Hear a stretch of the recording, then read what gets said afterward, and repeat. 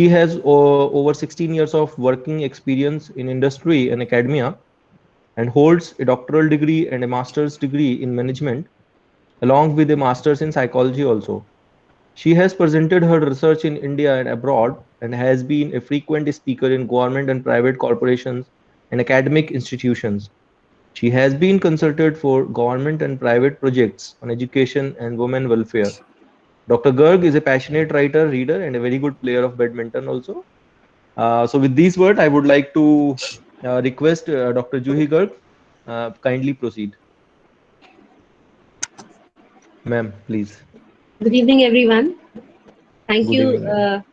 Dr. Sikandar, for such a wonderful introduction. And thank you for calling me again. And it's an opportunity to speak to this wonderful gathering. And I can see some 60 audiences here. The topic of the last time was very different. It was more on leadership. This time, the topic is entirely different. So, if you allow me, can I present my slides here? Yeah, sure, ma'am, please. Okay.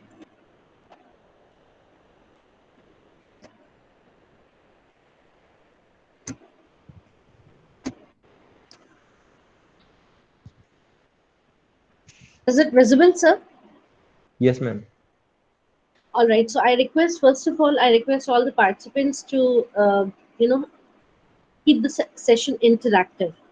And also, I would like to tell each of you that I'm not a lawyer. I do not have the law background. I do not have the legal understanding. So I might not be able to give you the legal preview of the things, but yeah, when it comes to sharing the statistics and understanding of position of women and the mental health challenges of women in the society, yes, I have gathered some of the data and I have reviewed a lot of data. I've been working in this field uh, for a couple of last few months, and so I'm here and I'm leading Project Shakti, which is an amazing project, which is one of the flagship projects of University of Petroleum and Energy Studies. And I invite all of you to join this movement of gender parity and transforming the world for better by making women, power more stronger in our own country and otherwise globally. So the today's topic is interesting because it is catering to yesterday's International Day and today's international event. Yesterday it was a World Mental Health Day, and today it is International Day for Girl Child. So we are catering to both the days. So violence and mental health of women is very important, and why it is very closely connected, because in India, we have approximately 48% plus population is of women, and if more than 48% of the population is impacted in whichever way, I mean positively or negatively, it is going to impact our nation's national income, GDP growth in totality. So, and supposingly if they are working well, if they are doing well, if they're fine in terms of physical health, mental health, education wise, in every sphere of life, if they're doing really well, they're fine, they're happy, they're delighted and joyous, then of course the nation, nobody can stop our growth. So this is very important to have parity in terms of delight also, parity in terms of happiness also, parity in terms of joy and goodness and wellness. So it's not only about parity in terms of position in the boardroom, parity in terms of food and malnutrition, parity also in terms of happiness, and happiness can never be achieved if women is not freed, if there's no freedom of choice, if there's no freedom of making decisions, right? So I won't be telling you any new thing which is not known to you, but I'll be definitely sharing and sensitizing you with certain information which probably you have not paid attention in last few months or years, because this data is recent. World Economic Forum has recently published this report in 2020. So all this data is majorly from 2019 and 2020 reports. And you would be surprised to know that what, as a human being, not as men or women of any gender, what is our responsibility to uphold, upbring this nation by, supporting any gender, whether it is man, women, or the third gender. So let us try and, peep into the data, what data says. So our country is one country which, from the very beginning, pre-Vedic age to Vedic age, has been given a lot of importance to women, and to an extent that um, महिला को शक्ति का नाम दिया जाता है, शक्ति शक्ति देवी होती है. So to this extent that women is considered equivalent to Devi. So these are some of the quotations which are from major scriptures of Vedic scriptures or Upanishads. So and wherein women has been given a very very important position, right? So you can read it, or last one there's Manusmriti also, which is highly debated, which says that I won't come to that debate that whether Manusmriti has given uh, wrong position to women, or it has given a great position to women. But definitely there was one thing which was mentioned in Manusmriti: नारी यत्र नारेस्तु पूज्यते रमते तत्र देवता. जिस जगह नारी को पूजा जाता है, जिस जगह नारी का सम्मान होता है, वहीं पे देवता वास करते हैं. And similarly, all these thoughts says the same thing. जहाँ नारी शक्ति का सम्मान होता है, वहाँ नेशन ग्रो करता है. Things like that. So what next is, what is gender sensitization? So gender sensitization is basically about gaining knowledge, gaining education, what exactly gender needs or gender wants, what are different needs of different genders, be it men, women, or third gender. So you get sensitized about, educated about, you get known about certain needs and aspirations and feelings and emotions about different genders. So basic requirement of different genders, right, is all about gender sensitization. So what the Hello, first, ma'am. yes please. Ma'am, your presentation is not visible. I'm sorry for the interruption, but it just went away. Okay, no Yeah, problem, I'll share. it is visible. Kindly please pin the presentation. It is visible. Okay. Yes, please. Ma'am, please continue. Thank you. So sensitization, the first thing that is very important for all of us to understand, you all would be knowing, but just redoing the thing, the difference between the two terms which are very important, the difference between sex and the gender. Sex and the gender, sex is a natural organ with which we are born with. It refers to the biological difference between males and the females. So something with which we are born with. But gender is socio-psychological construct. So, for example, women play with dolls or girls play with dolls. Girls love pink color. These are all psycho-social construct with female gender. Not necessarily that a man can also like a pink shirt, or he may also like playing with dolls. There's no harm. Who said that he can't play?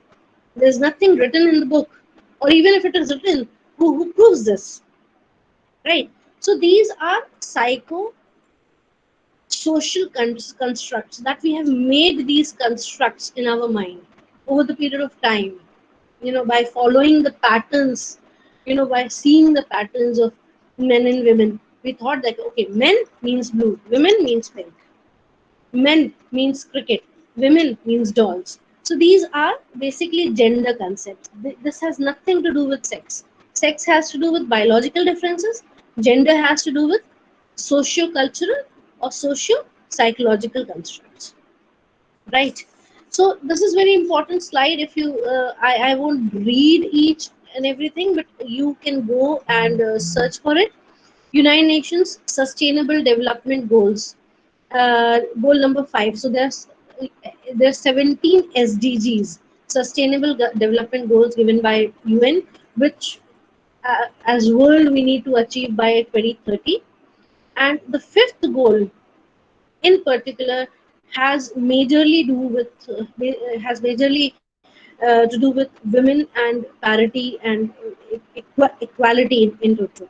So there are, you can read it if you want. So legal framework to promote and enforce and monitor equality, non-discrimination based on sex, women and girls subjected to intimate partner violence.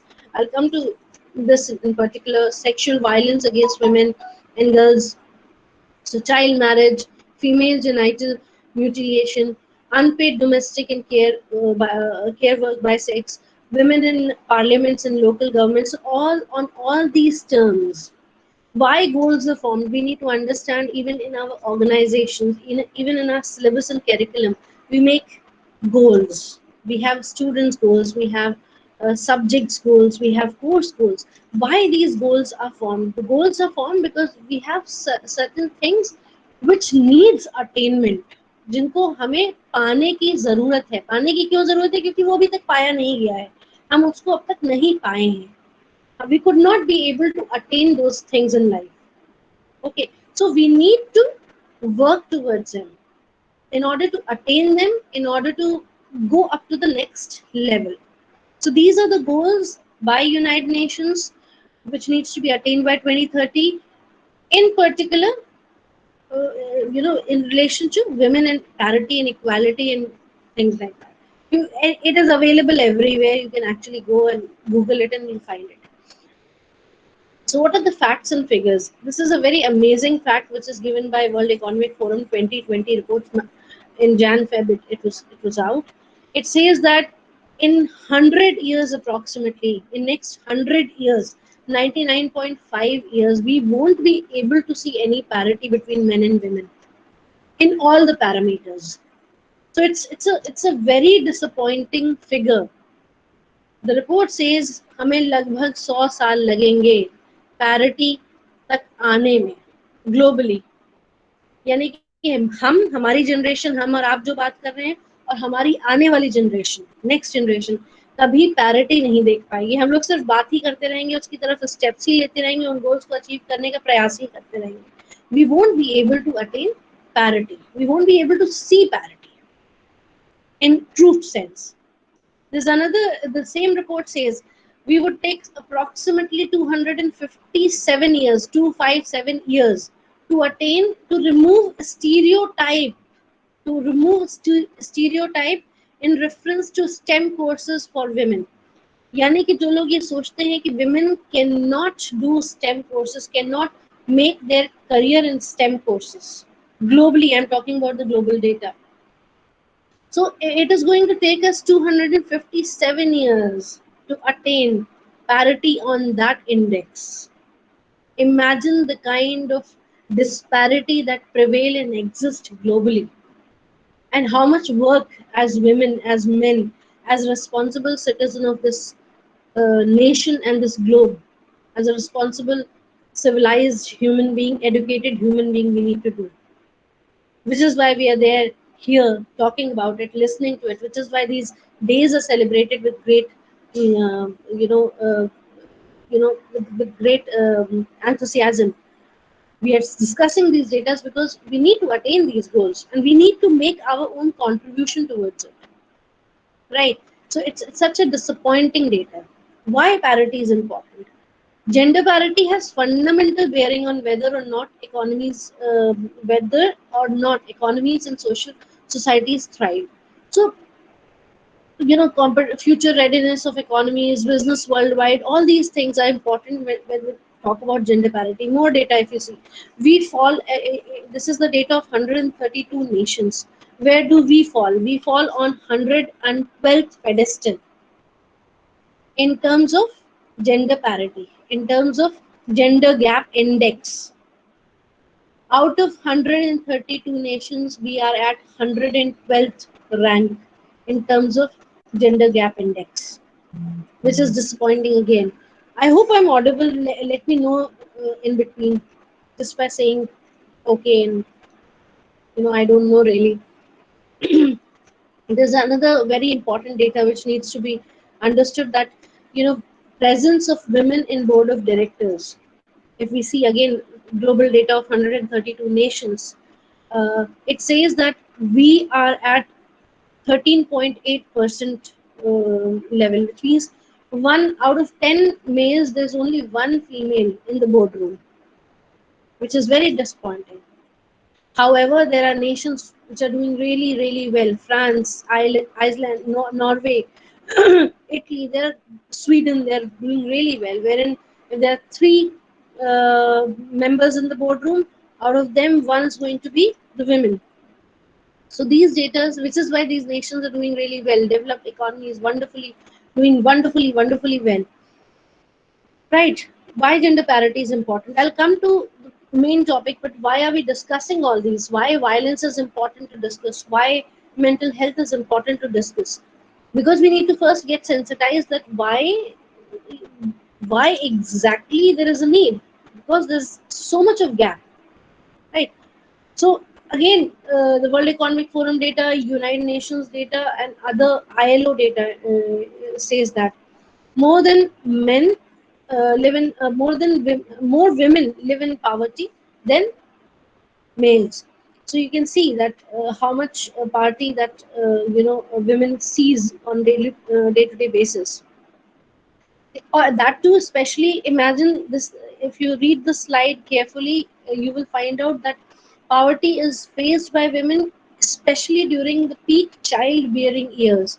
So, right from 16 years to 30 years, a women sees maximum poverty, which wherein she needs most care, best food, best clothing, best care. She faces poverty at its peak. And if she sees poverty at this stage and she rears a child, she gives birth to a child, what kind of generation we are going to produce for this world? किस तरीके का civilization हमें next मिलने वाला है? Malnourished, mentally sick, physically distorted. What kind of world are we going to create if women are not going to produce the healthy baby, whether physically or mentally, because she lives under poverty? She's not nourished, she's not nurtured, she's not cared. And if she's not nurtured, cared, and things like that, she will never be able to produce a good baby, a healthy baby. And that's the sad part. Again, food insecurity affects more women than men. Food insecurity, the fundamental right, the fundamental need of any human being, food, shelter, and clothing. So she's insecure about that also, right? So she's vulnerable to food insecurity. She doesn't get food when she needs, right? You see, read more data. According to 2017 report, nearly 30 lakh women died from complications related to pregnancy and childbirth. So where are we heading? Young ladies who can rear children, who can actually gift the world with new generation, they die because of complications related to pregnancy and childbirth. There's not going to be any new civilization. If you read WEF report and you see the documentaries, especially related to China, they discontinued one child policy, and it's heartbreaking to see their videos because uh, there are families in which for 5 generations people were suffering due to number of reasons. You will find out that people in the fifth generation they saw, I mean, you see, and then you will feel sad, and you will find out how, why crime is happening, because people are not getting married. There are different kinds of crime and different kinds of altogether different kind of thought process that happens in China, because the gender parity is not there. Women are very less over the man. The gender parity, their ratio is ulta. It's opposite. Okay, so there, I mean, there's a complete documentary. It is available on various good platforms. You can see illiteracy rates are highest among, even in Japan. It's a aging nation, and what is happening? Why it is a aging nation, and what are the after effects, aftermath of having such demographics. They won't have a new civilization. They won't have a new generation who will lead the nation for better, right? So, which is why having healthy women can give us a better nation. Educated women can give us a better nation, a better civilization for tomorrow. It is very important thing from that perspective, not only from a domestic perspective. Of course, domestic perspective is important. You cannot have a healthy nation if you can't have a healthy household. Illiteracy rates are highest among women in poorest household. More girls are enrolled in primary education. Nevertheless, 15 million girls of primary school age will likely never learn to read or write compared to 10 million boys. Imagine. So here also huge gender disparity. They won't be able to join back the school, the primary education. They will never be able to read, write, or learn anything. Moreover, wide gender gap persists in labor force participation, that we all are aware. There is a huge hue and cry about gender force participation, that we know that if women do not participate in formal workforce, the GDP will suffer, national income will suffer. Um, you know, if they won't contribute to the households will suffer, nations will suffer, everything is happening. So it is at every layer where women participation is very important, and their participation, healthy participation, is very important. So young women were more than twice as likely as men to be unemployed or outside the labor force, which is again a sad data.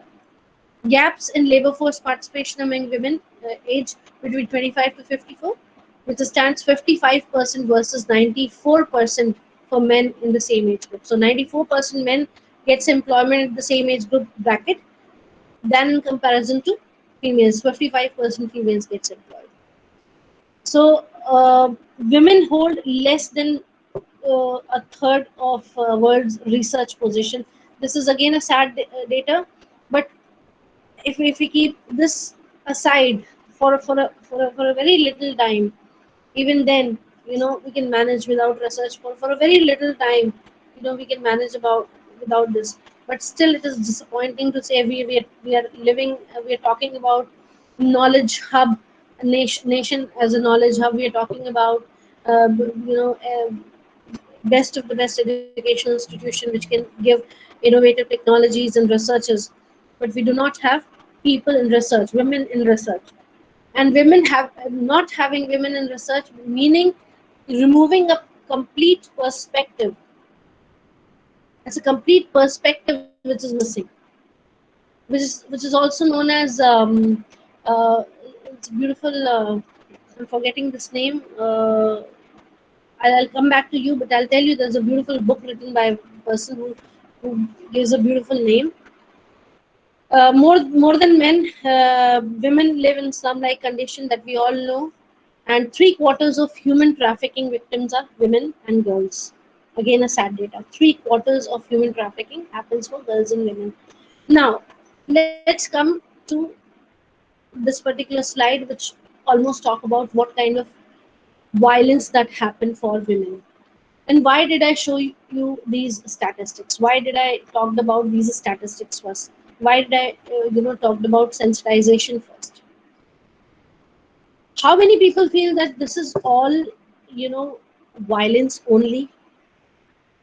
Violence is not only, beating up a spouse. Violence is not only, you know, uh, killing a person. Violence means macroaggressions also. Violence means not giving equal rights also. Violence means not being kinder and compassionate to another gender also.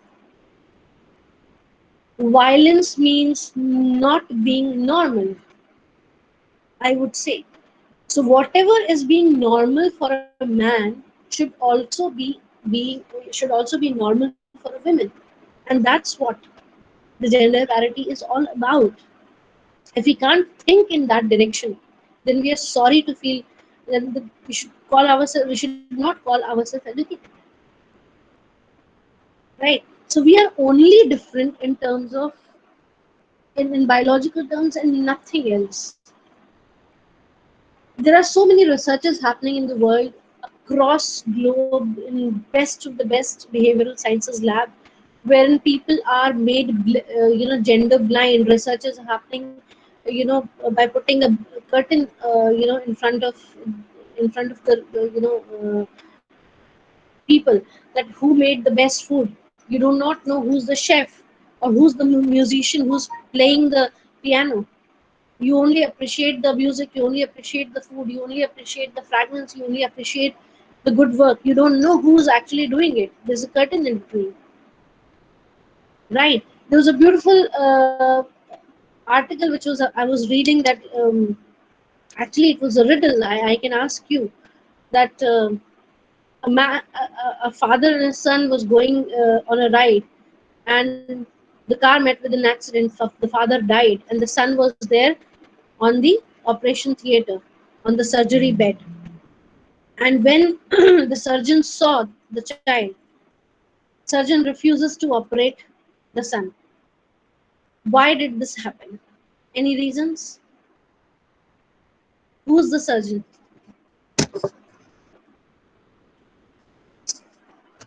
Any replies?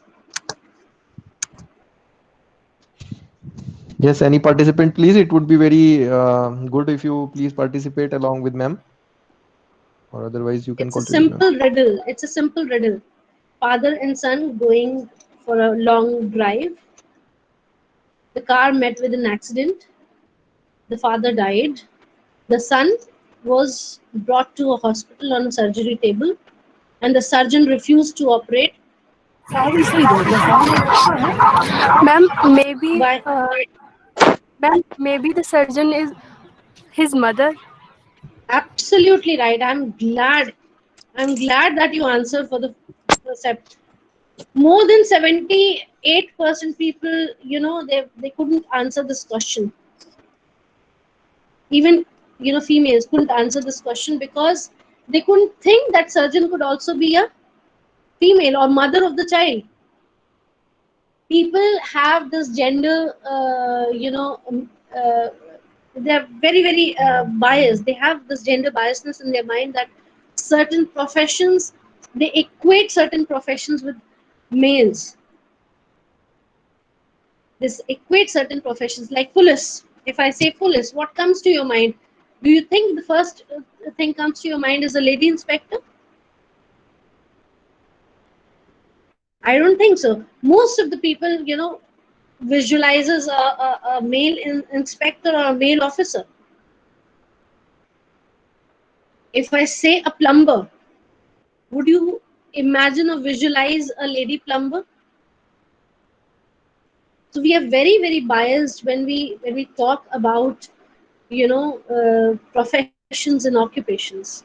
We all are. Similarly, in this riddle, most of the people couldn't solve this riddle because nobody could think that the surgeon, why surgeon refused to operate, because she was the mother of the child. She couldn't handle the pressure.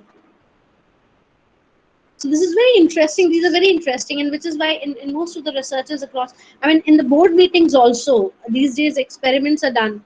In most of the questionnaires and researches, they have made gender blind questionnaires. In order to know the perspectives, many questionnaires are gender blind questionnaires. The names are not asked. This we all know, but even gender is not asked many times to know the clear perspective. Many researchers are becoming gender blind researchers in order to know a wider, more pervasive, a better holistic perspective. What people want, like these days, for the third gender, what word is for females? MS is used. For males, Mister is used. MR. What is used for the third gender is MX. And these are the things which has now been included in the formal uh, documents of very, very futuristic organizations. I'm just telling you, these are little things. which may not be directly connected to it but are interesting. So why? So let me share some of the data. Some what kind of violence that a woman faces in different life cycle, in the different life cycle stages, different stages of life cycle. So there's basically seven stages which are very popular. Infancy, what kind of violence a woman faces, and these are all research based. Whatever showing to you is all research based. In infancy, female infanticide, emotional, sexual, physical abuse, differential access to food and medicinal care.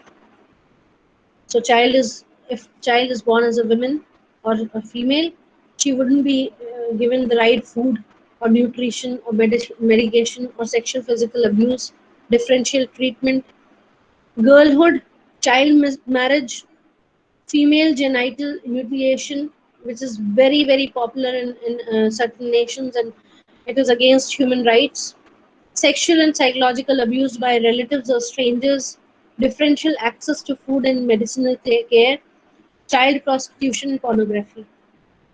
In adolescence, so these are different forms of violence that a woman can, actually face. You should all we should all know all these things. Adolescence, dating and courtship violence, which is very common even on cyber space. Economically coerced sex, incest, incest sexual abuse in workplace, sexual harassment, rape, marital rape, forced prostitution, pornography, trafficking, forced pregnancy. All these things are popular with this particular age bracket. Then we have reproductive age, abuse by intimate partner, which is very, very, very high. I'll show you the data in the next slide. How so much high that so many females are murdered by intimate partners. Marital rape, dowry abuse, murder, partner homicide, psychological abuse, sexual abuse in workplace, sexual harassment, rape, forced prostitution, and pornography, trafficking, abuse of women with disabilities. This is also very high, very, very high. In elderly age, also, you see a lot of news which goes around sexual, psychological, and physical abuse. So, women in any stage of life, whether she's even when she's not even born, she's within the womb of the mother, she's tried to kill, right from the that stage to the elderly stage when she's about to, you know, say goodbye to life. She's abused in different ways. What are the health consequences of these violence against women? So mental consequence very high. The ranking is the disorder is written in that way only. You know, in terms of most prominent disorders which has been seen or which has been, you know, accounted as depression, fear, anxiety, low self-esteem, sexual dysfunction, eating and sleeping disorders, obsessive compulsive disorder, post-traumatic stress disorder. Physical, suicide, death, partial or permanent disabilities, injury. There's some psychosomatic disorders also, headaches, asthma, irritable bowel syndrome, alcohol or drug abuse, destructive health behaviors like smoking or unprotected sex, reproductive health, unwanted pregnancy, gynecological problems, sexually transmitted diseases.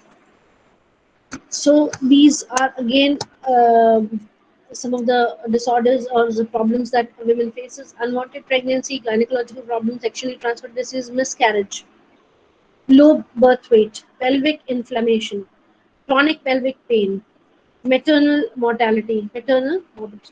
So these are the problems that a woman faces due to violence. And I don't know, but this is a prominent figure which I'm going to show you, that 1 out of 3 women, faces domestic violence and also has faced or will face some kind of violence in her lifetime. I don't know how many women are here, but they and nobody, probably very few, have this courage to say that, you know, there's some kind of violence they have seen. But yes, one out of third women, they're impacted by some kind of violence in their lifetime, especially domestic violence. This is 2020 data, by the way. So if you read this particular, heading of the slide, gender-based violence, global pandemic statistics. So in blue, what you're reading is global pandemic statistics, and otherwise, what you're reading is a general statistics, right? So, what is the loss? What happens when such violence occur against women, or it has been done on the women? The impact is as high as 3.7% decrease in the GDP, which is double the amount what we spend on education, which is this is an eye-opening figure. What we spend on education is, if we spend double the amount, that would be equal to the amount that we waste, or we suffer because we do not give, you know, because of the gender violence. So, second is statistics. 34% women experience physical or sexual violence by partners. And partner here means intimate partners, either by husband, spouse, or uh, close partners who live with them. Plus 7% other partner. You know, maybe the partner is not married, but, you know, the partners with whom they spend time with. So this is statistics is very high, almost equivalent to half, right? So 38% murders by partner. 38% women are murdered by partners. This is global statistics. 200 million women experience genital mutilation. This is such a painful process which women go through, and many women die because of this against human, uh, you know, right. Now another statistics: 58 to 84% women suffer from post-traumatic stress disorder after the violence they experience. They go through this disorder. It's a mental disorder, post-traumatic. 38 to 75% women experience anxiety. 63 to 77% women experience depression. 10 to 25% women experience abuse substance. They smoke, they drink, they drug, whatever substance. 3.3 million to 10 million children witness domestic violence. This is the saddest figure which I have come across. It is like spoiling generations and generations and generations. One generation is spoiled, okay, after 20 years we might do well. But when they witness sexual abuse, when they witness domestic violence, when they witness murder, what happens? They consider that thing as normal. When they see their fathers beating their mothers, when they see their fathers doing insane things to their mothers, they feel that this is normal and they repeat the same thing. They do not know what exists beyond this.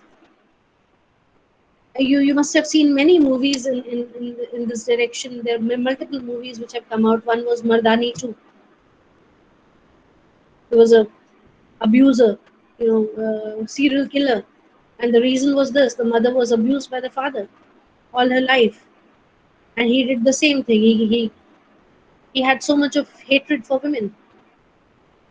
So how do you identify victims? How do you identify such women who are amongst you only, and you should help them, try and help them? How can actually identify such people who are sufferers, who are victims of such abuse?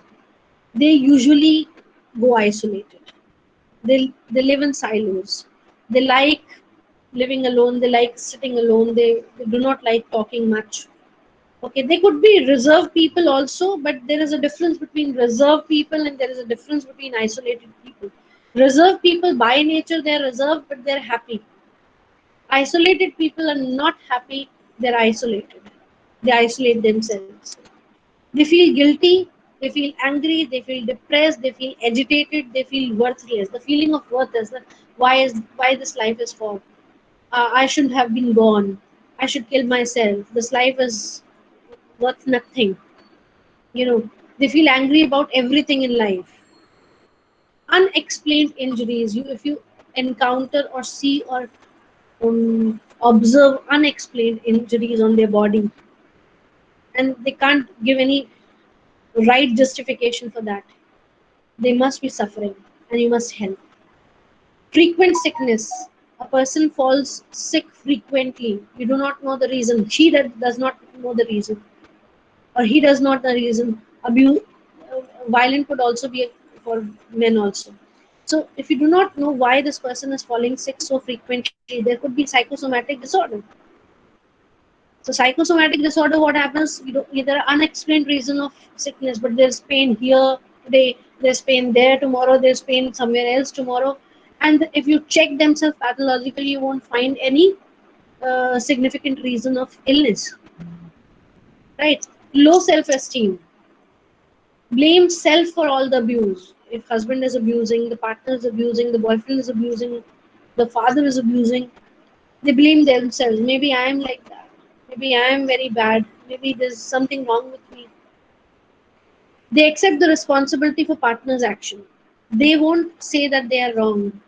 They won't challenge their actions. Instead, they will accept the responsibility for the actions of their partner. They're secretive and fearful. They're very secretive. They won't tell you the season. They won't speak up. They won't open up their heart. Okay, so these are very significant symptoms. They avoid being social. As I said, they live in silos and isolation. So they would also avoid social gatherings, or even if they're in social gatherings, they would like to sit alone and they won't talk to anyone much. So these are the symptoms. These are the characteristics of the victims or abuse people with people facing abuse. What are the losses that are associated with domestic violence? I'm only picking up domestic violence because this is the most common violence that we encounter, or the highest rate of violence that we see. What are the losses that are associated with this? They lose a sense of safety. They don't feel safe at all.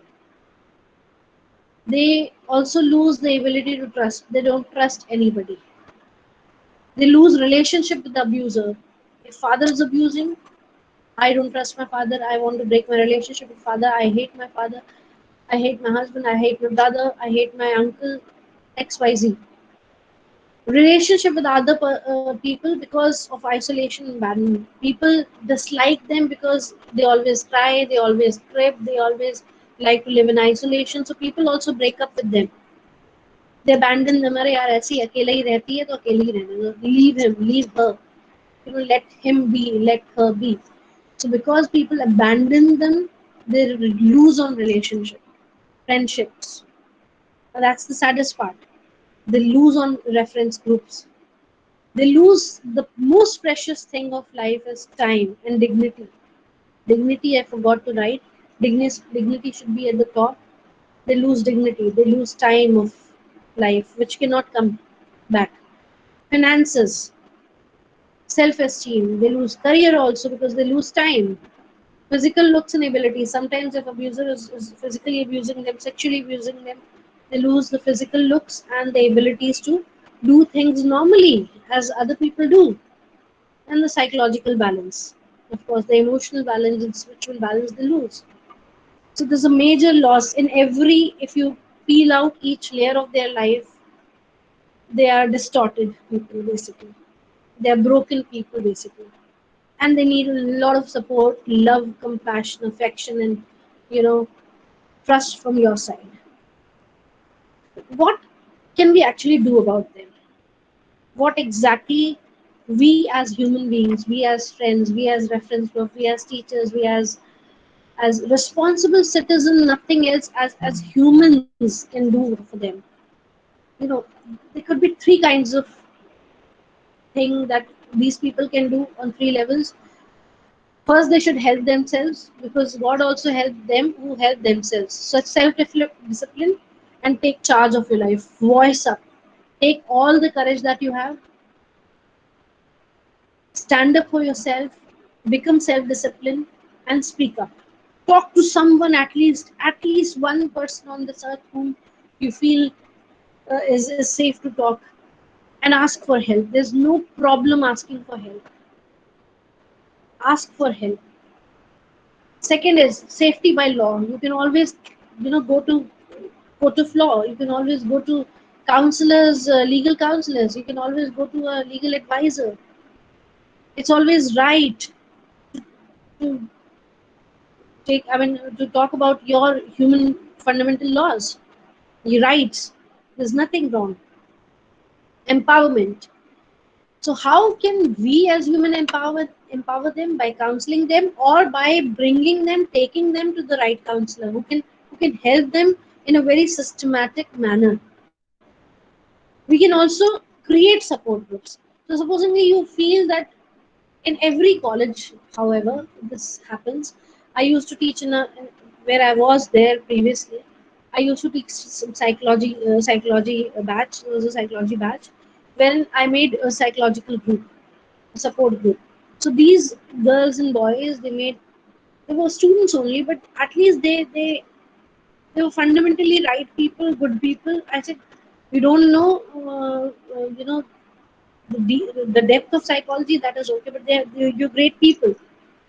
If you see somebody in pain, somebody in problem, you must offer help, and take these people to the right people.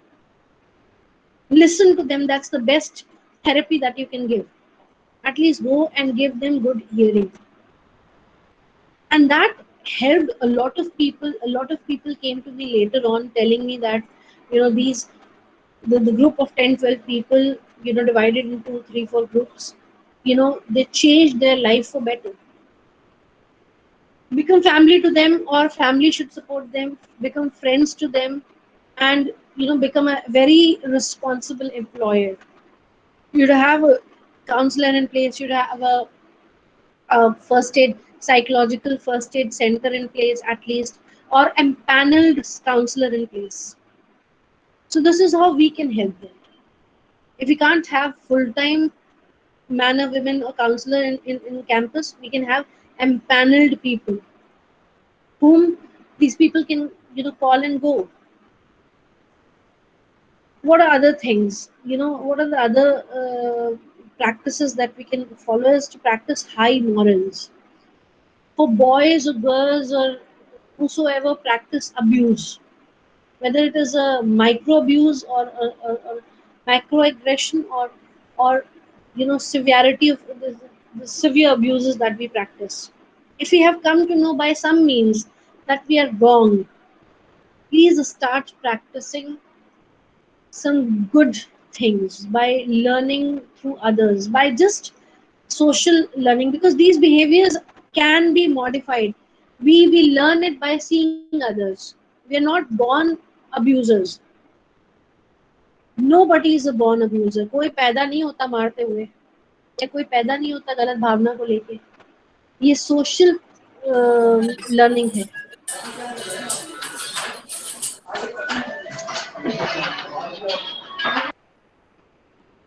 It's a social learning that we learn through observing others. So when you've come to know it's a social learning, मैंने देख देख के सीखा है. मुश्किल है change करना, सीख हेल्प. बट जब आपको पता लग गया है कि ये मेरे साथ समस्या है, you must seek help and you start changing yourself, or help, uh, to seek help and do this. Raise awareness of the dangers of harmful traditions. If you're a normal person, if you're not abuser, you want to raise your voice against harmful traditions like childhood marriages, which is happening in your village or in your tribal area. You come from such a place, you must raise your voice. You must work for that.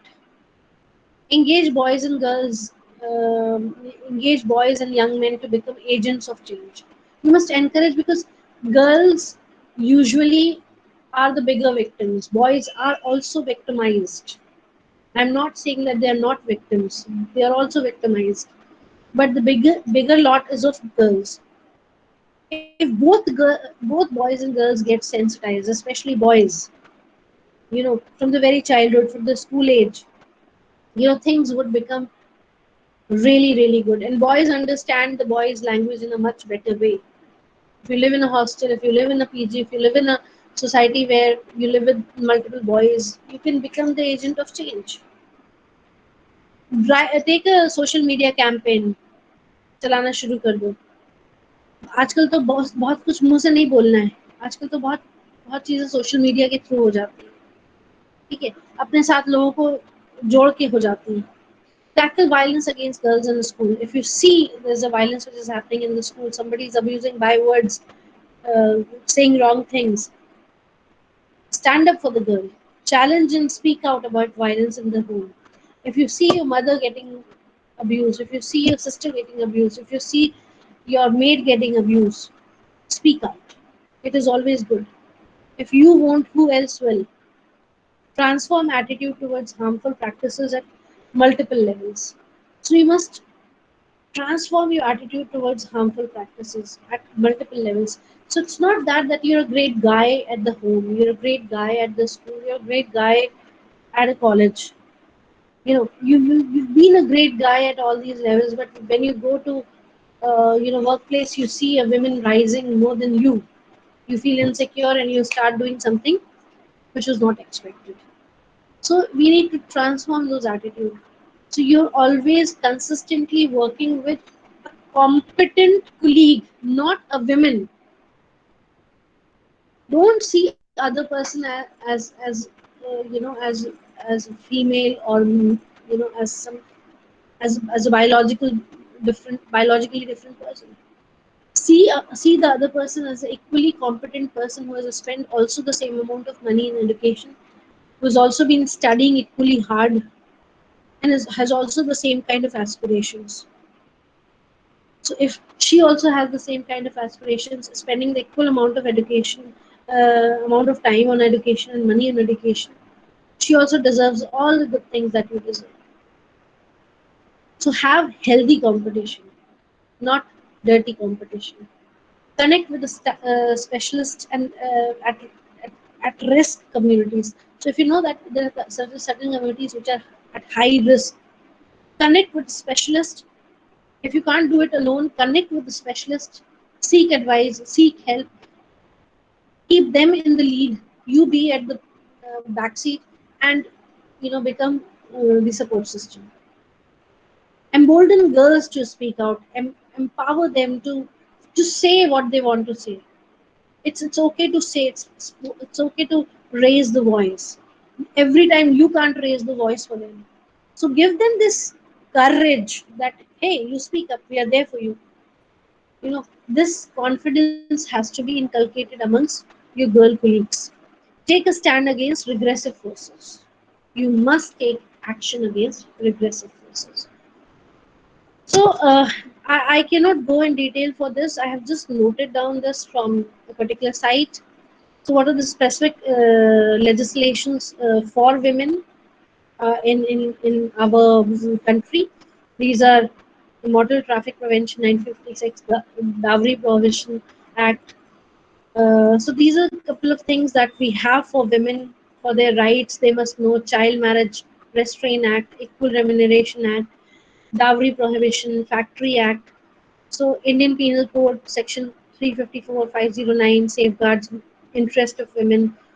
Medical Termination of Pregnancy Act, which is very important for all of you to know. Amendments of Criminal Law, which provides punishment.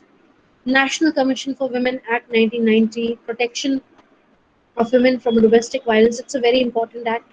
2005 Act protects women from any act, conduct, omission, commission that harms, injures, or potential to harm is to be considered as domestic violence. It protects women from physical, sexual, emotional, verbal, psychological, economic abuse. So any kind of abuse. These also read economic abuse.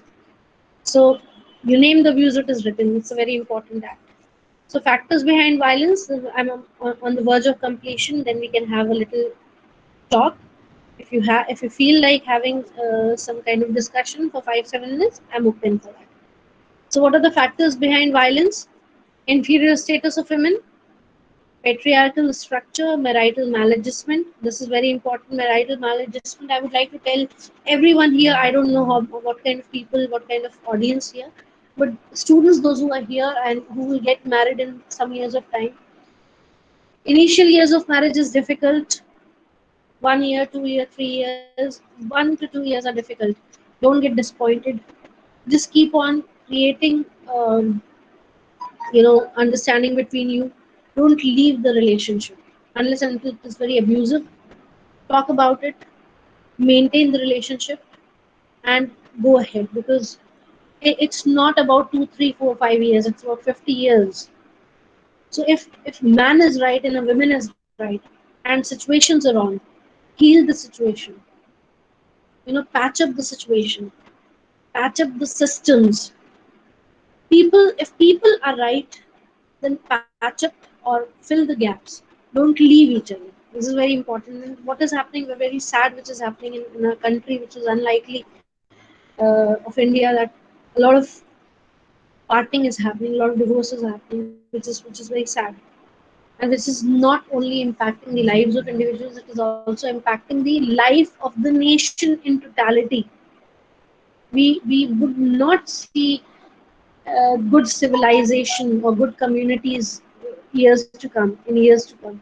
So down the line, after 100 years, if you observe, we would not have good generation if they will encounter violent parents or fighting parents, or very violent people fighting for trivial things, right? So see from that perspective also, we have to build a nation. We don't have to build small things only. We have a big responsibility when we enter into institution of marriage. Too much of interference of parents, that is, anyhow, we all know is not right. Lack of love of parents, that is also very sad. When you don't see your parents in love, you don't fall in love. So abuse of substance, immorality, cruelty, sickness in modern permissive atmosphere, witnessing or experience abuse as a child, as we have already discussed. And there are a number of reasons. I would not like to go into details of it. So, what is our role? Our role as a responsible, educated individual is to deal with disparity. Speak up, please. Talk about it. Resolve the problem from your end. Whatever best you can do. Support these people, and we can change the world for better. We can definitely transform. Thank you so much. So I Thank hope you, I have ma'am. ended on time. Yeah, thank you. Thank you so much. Exactly. Dear participants, if you have any doubt, I think so many questions I am having in the chat group. So, is it possible that you can please unmute your mic and you can discuss with ma'am? That would be better.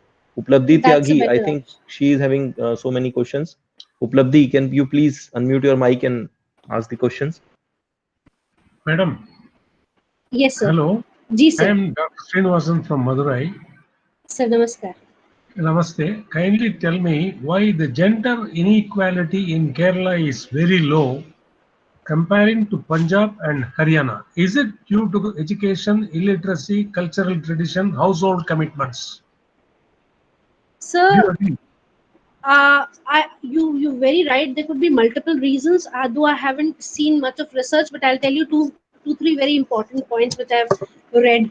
In multiple places. I've been to Kerala. It's a beautiful place. So kudos to you. You come from God's own country. So yes, one of the reasons is that it was not invaded by multiple invaders.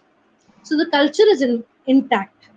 So if we see pre-Vedic culture and Vedic culture, where position of women was very respectable, that culture still is, I feel, there. Okay, where women is respected. Secondly, in South India, the right of women in terms of property is also, given. Women, parents or fathers give a large amount of their property to their daughters, so they are empowered that way also. Gold and property, when women have gold, and women have property, land on their name. They're economically empowered. Whether they are working or not, they're very empowered. Right? This is another reason. There's a beautiful book by Professor Meena Agrawal, which talked about only this, that women in Kerala are on papers they're farmers, and which is why they're very very empowered. You know, if we see the demographic and statistics, it is best in multiple nations. If you observe, the data is beautiful in South India. Another reason, of course, education, literacy rate is we all know that how high it is, right? And these are primary the reasons. If I'm not wrong, big reasons are these, that they are economically very independent. Invaders could not touch you, and third is that you education is very high, right? So these are primary reasons, if I'm not wrong, and rest I'll definitely research more, and if I'll get back to you, I can get back to you, I'll get back to you on this, but correct me if I'm wrong. Thank you very much, ma'am. Thank you, sir. Yes, any other participant, please?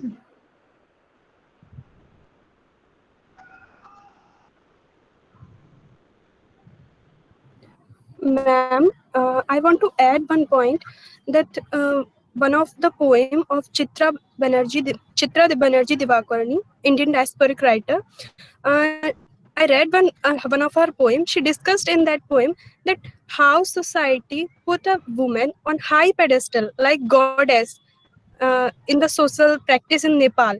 Then also she is abused. So I want to add this point that whenever it is not compulsory that whenever a woman is abused by society, it is not just marital rape or domestic violence. That's it. it, it could be anything, it could be microaggression also. Yes, ma'am. Mike, so read about microaggressions. Microaggression could also be like, okay, I mean, any small act, unpleasant act that you display knowingly or unknowingly, but can displeases you or minority group, right? So something your male colleague says something knowingly or unknowingly, something to you he says, but it displeases you to the core, or it actually disturbs you. So that is microaggression, one part of microaggression, right? Thank you, ma'am. Madam, Ji sir. hello. Yes sir. Mm, I am Professor Snangshu from Bangladesh. Sir, Do you think that gender violence, domestic violence has been increased during the COVID period, it especially in definitely, Indian context? it definitely has increased. The ratios are very high Okay, thank you. in India also and across globe, sir. So if you see the WEF report, I was reading the WEF report. If the page is on, I no, it's not open. I was reading it in the morning, that it is very high in India also, because men are locked in their houses. Their businesses are disrupted, and I mean, businesses are gone. I mean, they're facing economic losses majorly, and they're frustrated and they're locked inside the houses, and there are multiple reasons. So of course, gender violence has increased. And do you think that the head of the society can play vital role to reduce this problem? In COVID-like situation, of course, head of the society or head of the nation plays definitely a very vital role in dealing with such situation, or any situation for that reason. But it is primarily nation like India, where the population is so huge. It becomes primarily the responsibility of the citizens, also the communities, also to play a responsible role. They should behave responsibly, you know Thank you. and yes. Okay. So it happens at every level, individual level. If I cannot raise my voice, nobody can help me. If nobody knows that I'm being victim, how can a head of the nation can help me? If my family doesn't know that I need help, they cannot help me, or not can head of the nation help. So there's multiple levels, individual levels, or the group level, family, society level, community level, and the national level. So at multiple levels, help can only be extended to you if you seek help and if you feel like taking help from others. Hello, ma'am. Ji ma'am. Good evening. Good evening. Ma'am, you recently said there were not many invaders in Kerala. So, how this factor contribute in less violence against women? I mean, how we can link this factor with women violence against women? Ma'am, cultural amalgamation is very plays a very vital role.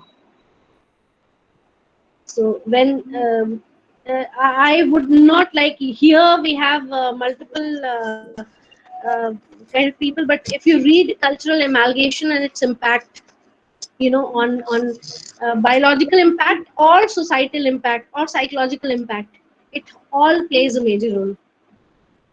Okay, okay. Thank you, ma'am. Yeah, so here I would not like to comment much on this, not because I uh, do not know. We can connect personally. You can take Dr. Afzal's number, but here I would not like to comment much. Yes, okay, ma'am. Hello, hello. Yes, Supriya. Ma'am, can we have the PPT presentation? Okay, I'll give it to Dr. Afzal. However, Yeah, it is sure, all ma'am. WEF and ILO data, बच्चे. ठीक है? So Where? if you World Economic Forum Yeah, report yeah, yeah. 2020 and ILO data. Okay, I also want to ask one question regarding women. Like, I have also observed one thing, that don't you think that girls are raised in a manner that they're submissive, and they're raised to become a fearful person. Like, they are raised in a certain way, like different from boys, that made them like They're it subordinated. Yeah. yeah, the later they become very submissive and quiet and subordinates, like, yeah. So they're raised in a Yes. different manner. Don't you think like that? Yes, you're right, Supriya. Why not? If I remember my childhood, um, to be very honest, it's open forum and we are discussing a very important topic. We should not be shy of speaking all these things. If we remember our childhood, I and you must be belonging to a different generation. But I can tell you very honestly that when I was raised by a very open family, a very high end family. I come from a very respected family, but then also, my mother used to tell me from a very childhood that you should stand up like this, sit like this, talk like this, raise. You should not raise your voice. So we've been trained and conditioned in such a manner that we are generally very polite and submissive. We are generally raised in such a manner, which also is the cultural influence, which is the part of our culture. But then culture does not tell us, our culture does not tell us not to raise voice against wrong things or wrongdoings. It in fact encourages us to talk more freely about all these things. Yeah, So again, if you go and read some scriptures, the Hindu scriptures, you would find very interesting things about women and rights of women. What I just said, the right of property and right to even choose the partner. इतने तरह के स्वयंवर होते थे. वहां पे ये कभी नहीं कहा जाता था, you cannot choose your man, you cannot raise your man, voice. but Swayamvar is also like decided by like like it's not like she can't have another from love or something. She has to take from Swayamvar people only. But that's also like The best of the people used to come. Anyways, that's another debate which yeah. can give us another direction. But yes, I think you must read a lot of data, and I would not want you to read Manusmriti, which came later on, which was Manusmriti. The first version came with 1200 verses only.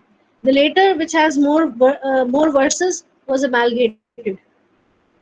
So many people, those who feel that it talked bad about women, and women, the position of women was uh, badly. I mean, there's so many things.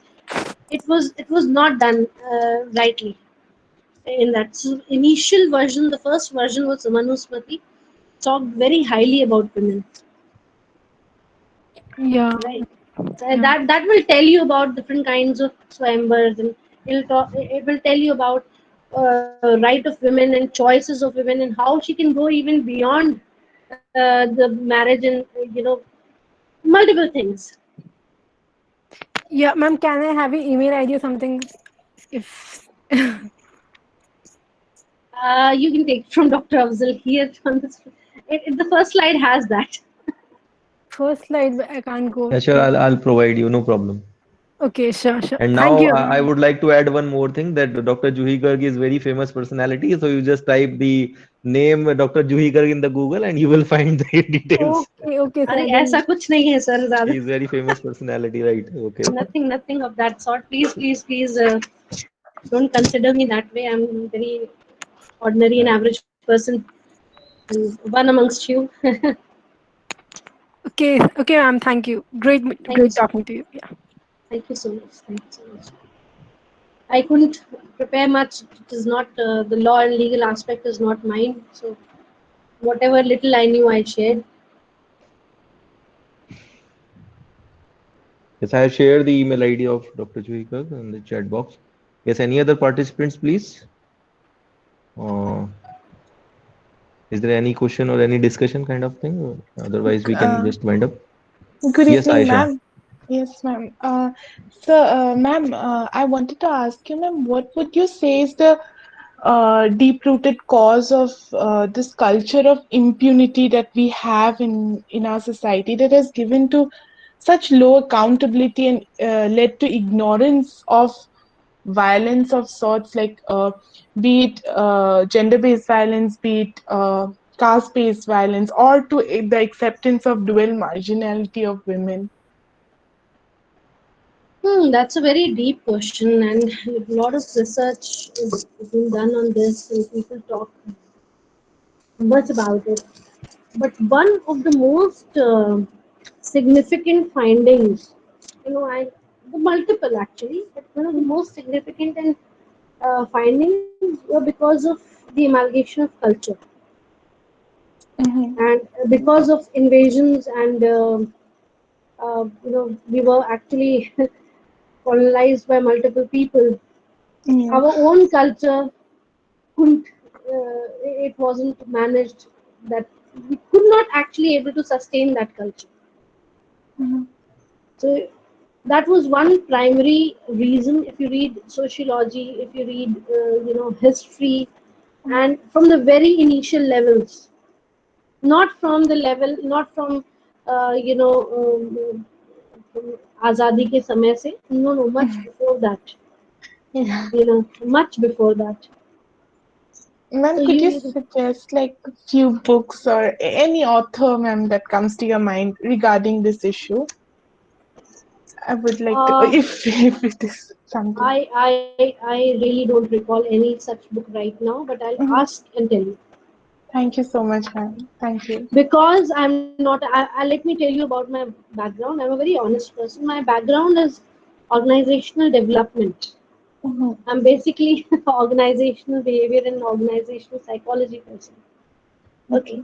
So this is out of interest what I do, and by the virtue of the project Mhm. that I'm leading, I have to read and I have to understand multiple aspects. But neither I'm a historian nor I'm a sociologist, but Ma'am, it or is or a very law person. informative. But yes, I read, and I love reading a lot of stuff. So here and there I know a little. Thank you so much, ma'am. Really, it was such an informative session, and ma'am, the way you you told us what you read and how you came across those ideas, that was really. I would like go back and do my basic readings after Please you. do. So, Please do. thank you Right so from much. pre-Vedic period, this is very important. I am Mhm. saying it Yes, right ma'am. It would tell you about the, the culture that we actually had and the position of women. And you will get confused if you read the later versions of Manusmriti, because Manusmriti will come, Yes. 100% that will come. So read the first version, the original version of Manusmriti, which you Thank won't you. easily find. But yes, Okay, ma'am. Thank you, ma'am. like the way you read Haditha and the Bible, and similarly, if you want to know Hindu culture, you must understand Vedic history and Ved and Upanishad. Some certain things I can definitely discuss later on. That is one area where I have deep interest. Thank you, ma'am. Thank you so much. Dr. Juhi, Ji sir. again Srinivasan here. Ji sir. Ji sir. I would wish you to become another Malala of the world. Malala of the world. Are sir. And I wish you all the best. Thank you so much. Words from you matter. I mean, it means a lot from such a senior person. I am a very small contributor in this world, and I hope to do whatever little I know, and I'll try to contribute as much Well, as I can. Your the way in blessings. which you have been explaining all those things made me to think like that. Anyway, I am Thank you just so much. wishing you all the best. Thank you so much. Thank you so much. And I invite all of you to join the mission, the movement called Shakti that I lead. If ever I get chance, I will introduce that project to you all.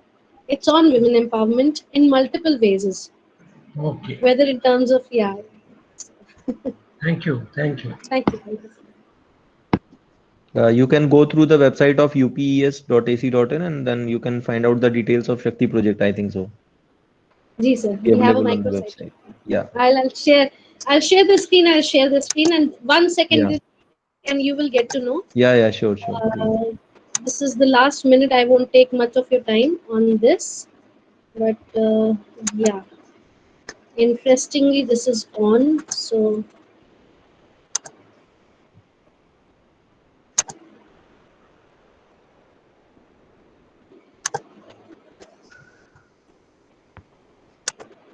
is it visible? No. No. Okay. I don't know. Is it visible now? Yes. Yes, ma'am. So this is Now it the is visible. Shakti site. UPS for Shakti dot UPS for AC UPS for dot AC dot in. So here it is. It's a beautiful project. You can go across. You will find my profile also here, and the lovely things that we are doing. And you can join the mission. You can contact me, and we can work together. Yeah, sure. Definitely. I think the participants will definitely be benefited and they will join you if they are interested. Okay, ma'am. Thank Thank you you so much. again. Thank you so much. It was really very wonderful session, and thank you for the for accepting our invitation and sharing your knowledge. Thank you, ma'am. Most welcome. Most welcome. Okay. Thank you so Thank you. much. Bye. Thank you. Take care. Thank you for joining me.